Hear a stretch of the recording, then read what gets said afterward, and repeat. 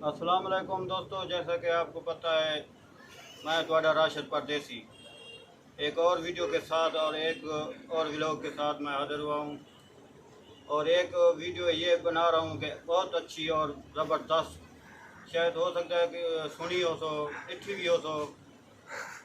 नाराज़ ना तय करो कहीं उर्दू तो कहने पंजाबी कहने सिंधी मैक्स मैक्स अदा हाँ, ये सारे दोस्त ना थे काफ़ी ठीक है। मैं वीडियो क्या नहीं बनाई, मैं कि आज बना देवा। और ये वीडियो एक नरोदी चप्पल जी ना वो तो दिखेसूँ भी सही और दोस्त सारा बैठे उन्होंने को भी पूछूँ और इन नरोदी के बारे में। ये बहुत ही अच्छी और ज़बरदस्त मशहूर डेरा गाजी खान की तो आपको पता है मशहूर है। जिन्हें को भी चाहिए हो नरोदी रबता कर सकते हैं सारे दोस्त नाल। और इन्हें को भी वाला पूछते हैं दोस्त को तो कोई सेशन नरोदी जुत्ती के बारे। अस्सलाम वालेकुम संगत दा नियाजमानदान खोसा संगत गाल है इवें तुसा समझो जिमें ये सारा भिरा है स्पेशल क्योंकि रोदी चप्पल ला सारा काम होंदे डेरा गाजी खान दा म्यार वाला चप्पल है वही साल दा गारंटी देसूँ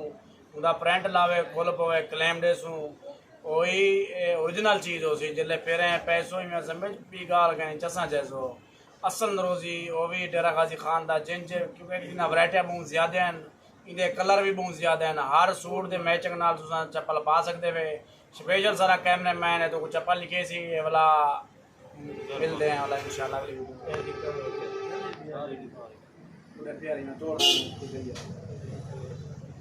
बंद नहीं करना वाला आखिर एल्बम में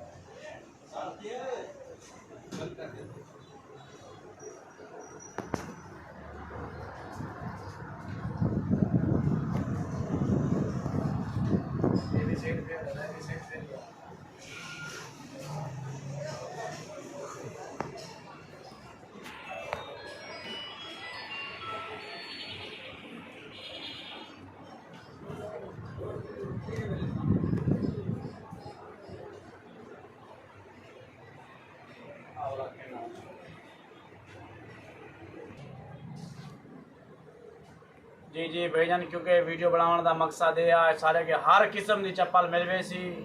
भला एक ख्याल करे सो मोहब्बत करे सो बंडे सो फेसबुक ते वीडियो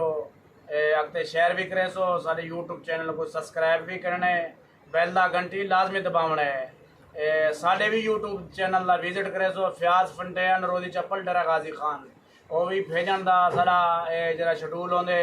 1000 पहले इजी पैसा गिनते हैं बकाया जितना भी चप्पल के पैसे हो वो टाइम दिवाए जल्ले पार्सल पहुँच मिल वे